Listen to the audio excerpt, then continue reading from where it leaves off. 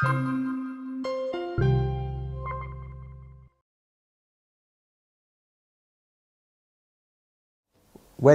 you've got a business as a sole trader and you want to become a limited company, you have to put a value on the goodwill. Now, for many businesses, there's no value, but when you've got a business, perhaps with a reputation, with staff, something that could be sold even if you weren't there, then there almost certainly is a value.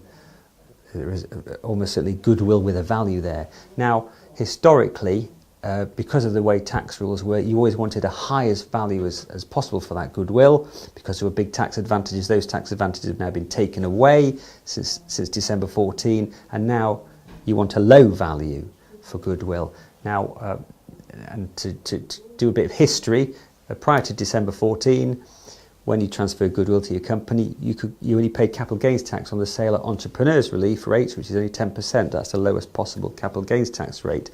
When the company's now got this goodwill, it can claim tax relief in full on that goodwill. So as you can see, you're getting tax relief in full and you're only paying tax on at a low rate. So it's very good advantages to having a high value, and also it meant you created a big director's loan account in your favour, which meant you could take money from the company tax-free because you're basically repaying this asset, which is called goodwill. Now, your company, if it's a transfer after December 14, your company cannot get tax relief on this goodwill. It's wasted. The only way it gets tax relief is it sells it on and you pay tax on the difference.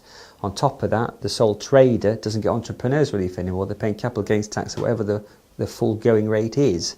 So all of a sudden, but it's become very apparent now that it's in your interest to have as low a value as possible. HMRC would want a higher value as possible. So it's something to take into account, and it's just things ain't what they used to be, and you just have to bear that in mind.